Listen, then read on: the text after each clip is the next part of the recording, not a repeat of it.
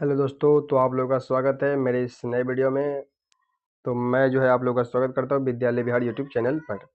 तो आज जो है हम क्लास 10th का एक महत्वपूर्ण ही चैप्टर जो इतिहास में है उसका नाम है यूरोप में राष्ट्रवाद। उसके 25 मोस्ट वीवीआई ऑब्जेक्टिव्स करने वाले हैं।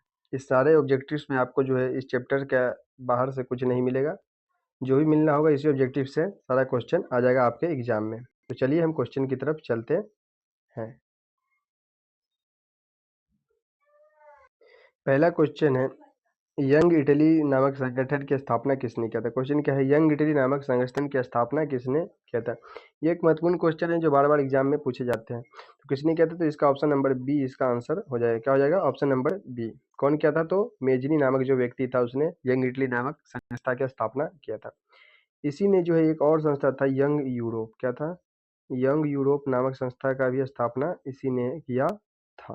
तो चलिए दूसरे क्वेश्चन की तरफ चलते हैं।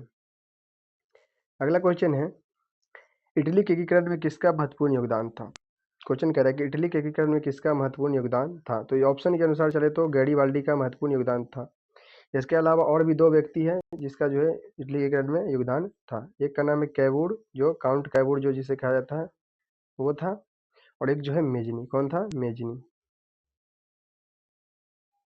एक काउंट कैवूर है और एक जो है मेजनी नामक जो व्यक्ति है और गैरीबाल्डी, तीनों ने मिलकर के इटली के एकीकरण में महत्वपूर्ण योगदान दिया था। और ये क्वेश्चन जो है आपको बार बार पूछे जाते हैं, तो इसलिए जो है आपको इसे याद करना जरूरी।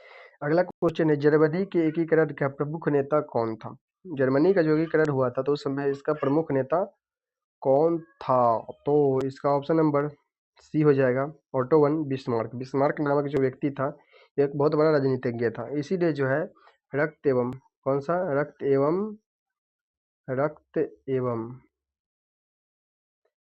लौह की नीति अपनाया था। क्या अपनाया था, रक्त एवं लौह की नीति जो है इसी ने अपनाया था। किसने अपनाया था, तो बिस्मार्क नामक व्यक्ति ने अपनाया था। तो चलते हैं अब अगले क्वेश्चन की तरफ। क्वेश्चन 1815 में वियना कांग्रेस का मुख्य उद्देश्य क्या था।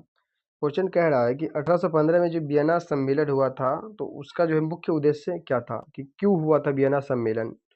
तो उसका उद्देश्य था कि यूरोप में जो है फिर से शांति लाना और पुरानी व्यवस्था को फिर से स्थापित करना। क्या करना, पुरानी व्यवस्था को फिर से स्थापित करना उसका मुख्य उद्देश्य था। इसीलिए जो है वहाँ के व्यक्ति लोग जो है ये वियना सम्मेलन करवाते हैं। कब करवाते हैं, तो 1815 ईस्वी में करवाते हैं। तो आप लोगों को ये क्वेश्चन जो है बहुत बार पूछा जाता है, इसलिए इसको याद जरूर करके चलिएगा, क्योंकि ये जो है बार बार क्वेश्चन पूछे जाते हैं। अब अगला क्वेश्चन है, वियना कांग्रेस का प्रमुख संचालक कौन था। तो कौन सा व्यक्ति जो था वियना कांग्रेस का संचालन कर रहा था।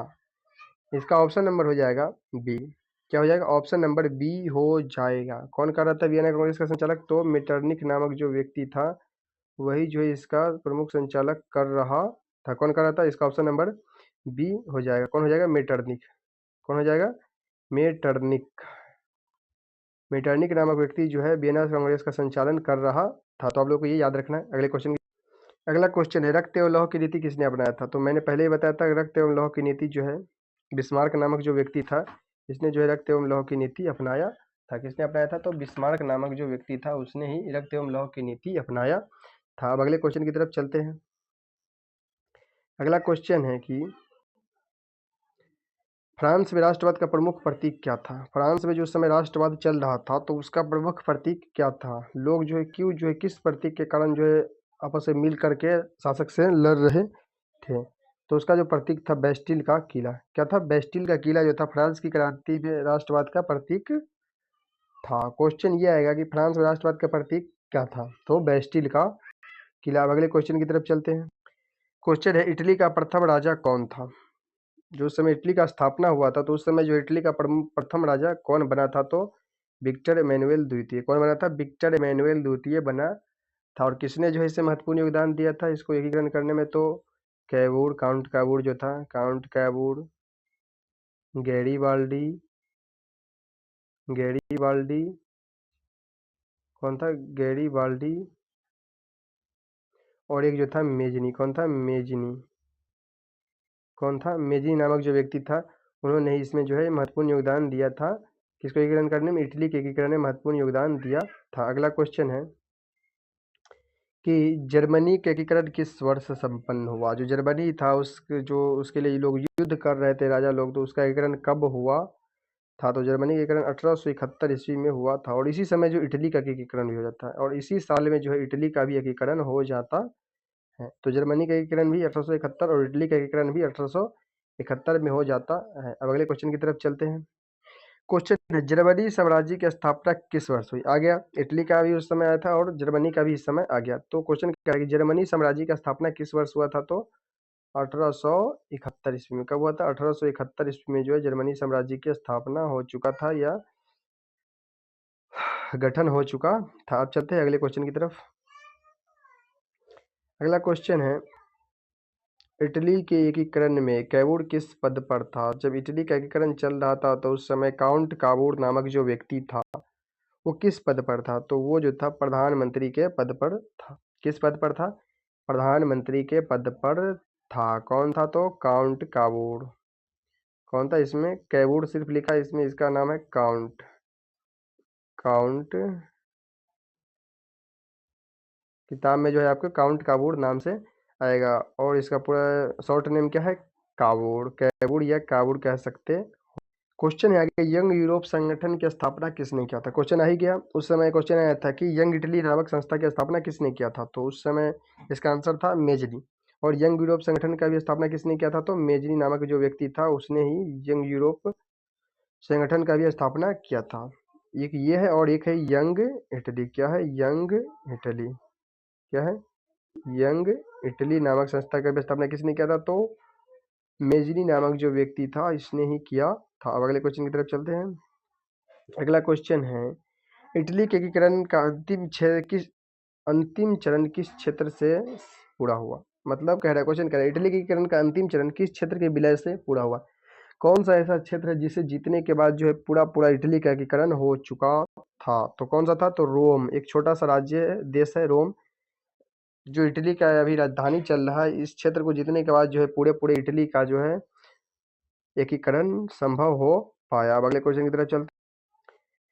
क्वेश्चन है, फ्रांस की क्रांति का प्रमुख या आदर्श वाक्य कौन सा है। क्वेश्चन कह रहा है कि फ्रांस की क्रांति का प्रमुख आदर्श वाक्य कौन सा था। तो फ्रांस की क्रांति का प्रमुख आदर्श वाक्य था स्वतंत्रता, समानता और बंधुत्व। मतलब कि स्वतंत्र रहे, समान भाव से रहे और आपसी में भाईचारा के साथ रहे। तो इसका आदर्श वाक्य क्या था। स्वतंत्रता, समानता और बंधुत्व।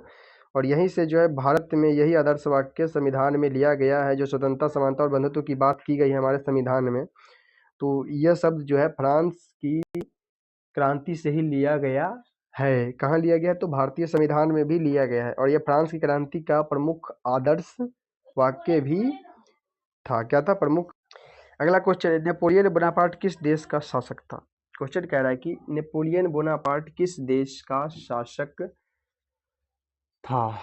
किस देश का शासक था। तो फ्रांस का शासक था। किस देश का। फ्रांस का शासक था। किस देश का शासक था। फ्रांस का शासक था। क्वेश्चन आप लोगों से एक है कि नेपोलियन बोनापार्ट की मृत्यु कब हुई थी। तो 1821 में। कब हुई थी। 1821 ईस्वी में नेपोलियन बोनापार्ट की मृत्यु हो गई थी। नेपोलियन बोनापार्ट जो किस युद्ध में हारा था। नेपोलियन बोनापार्ट तो वाटरलू की युद्ध में। वाटरलू की लड़ाई कब होती। तो 1815 ईस्वी में होती है।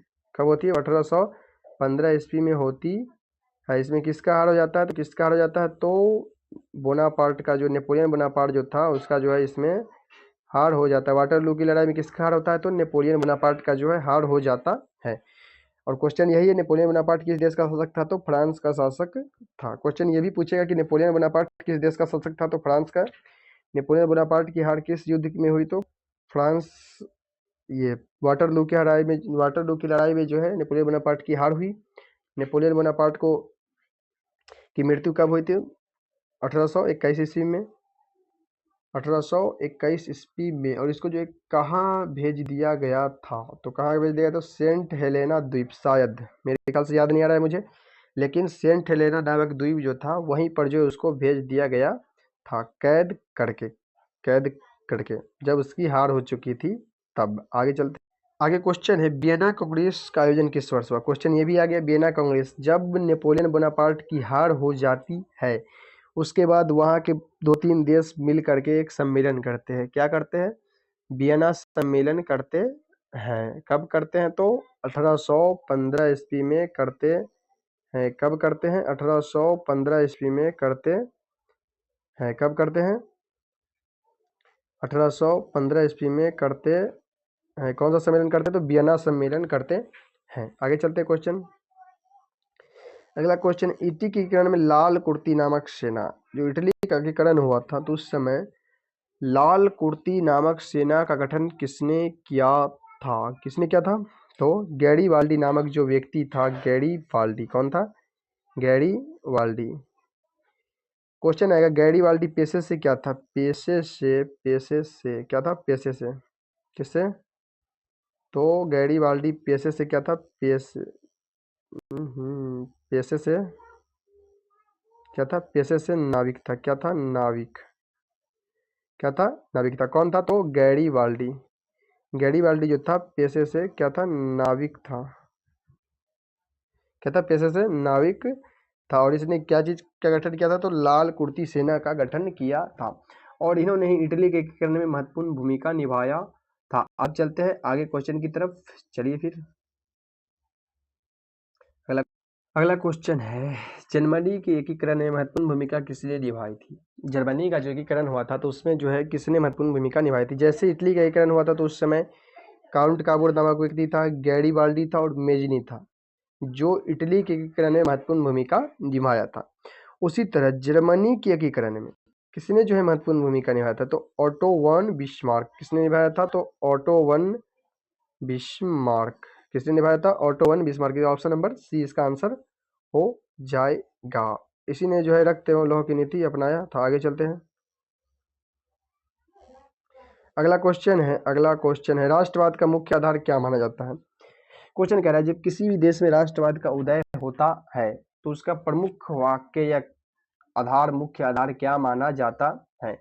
तो किसी भी देश में राष्ट्रवाद पनपने के लिए उसमें जो है समान भाषा होना चाहिए, लोगों में एकता होनी चाहिए, उसका इतिहास क्या है उस देश का, उसकी संस्कृति कैसी है, ये सब जो है तीनों अगर जिस भी देश में रहेगा तो उसमें जो है राष्ट्रवाद की भावना उत्पन्न हो सकती है। तो इसका ऑप्शन नंबर ए आंसर हो जाएगा। क्या हो जाएगा? ए, ऑप्शन नंबर ए आंसर हो जाएगा। चलते हैं अगले क्वेश्चन की। अगला क्वेश्चन है, यूनान जो उस समय ग्रीस के नाम से जाना जाता था को स्वतंत्रता किस साम्राज्य से मिली थी? मतलब उस समय यूनान जो था किस साम्राज्य के अंदर गुलाम में था? किस साम्राज्य के गुलामी में था? तो किसके था? इसका ऑप्शन नंबर हो जाएगा सी। कौन सा हो जाएगा? ऑप्शन नंबर सी, उस्मानी ओटोमन साम्राज्य। आप लोग एग्जाम में सिर्फ ओटोमन साम्राज्य रहेगा कि यूनान जो है किस देश, यूनान को जो है किस देश से स्वतंत्रता मिली थी, यूनान आएगा या ग्रीस आएगा। आप लोगों को घबराना नहीं है, दोनों में से कोई भी नाम आए मारना है। ओटोमन साम्राज्य से जो है उसको जो है मुक्ति मिली थी। अब चलते हैं अगले क्वेश्चन की तरफ। अगला क्वेश्चन है, राष्ट्रवाद का पैगंबर किसे कहा जाता है? राष्ट्रवाद का पैगंबर, ये बात ध्यान रखिएगा, अगर इसमें रहेगा क्वेश्चन भारतीय राष्ट्रवाद का पैगंबर किसे कहा जाता है तो आंसर अलग होगा, लेकिन इसमें कह रहा है सीधे राष्ट्रवाद का पैगंबर किसे कहा जाता है, तो इसमें राष्ट्रवाद का पैगंबर किसे कहा जाता है? किसे कहा जाता है? तो बिस्मार्क को। किसको कहा जाता है? तो ऑटो वन बिस्मार्क। किसको कहा जाता है? राष्ट्रवाद का पैगंबर जो है ऑटो वन बिस्मार्क को कहा जाता है। लेकिन अगर भारतीय राष्ट्रवाद पूछ ले तो उसमें सर अरविंदो घोष और राजा राम मोहन राय। कौन कौन? सर अरविंदो घोष और राजा राम मोहन राय आ जाएगा। चलते हैं अगले क्वेश्चन की तरफ। ये क्वेश्चन क्या था? यूनान ग्रीस को किस राज्य से स्वतंत्रता मिली थी?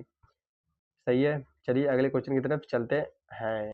अगला क्वेश्चन है, राष्ट्रवाद का मुख्य आधार क्या माना जाता है? फिर से ये जो है वही क्वेश्चन आ गया, राष्ट्रवाद का मुख्य आधार क्या माना जाता है? क्या माना जाता है? तो समान भाषा, संस्कृति और इतिहास। समान भाषा, संस्कृति और इतिहास जो है राष्ट्रवाद का प्रमुख आधार माना जाता है। अब अगले क्वेश्चन की तरफ चलते हैं। हम लोग जो क्वेश्चन नंबर 23 से 24 पर आ गए। इटली के एकीकरण के समय सर्डिनिया पिडमाउंट का शासक कौन था? कह रहा है कि इटली का जब एकीकरण हुआ तो उस समय सर्डिनिया या पिडमाउंट का शासक कौन था। कौन था?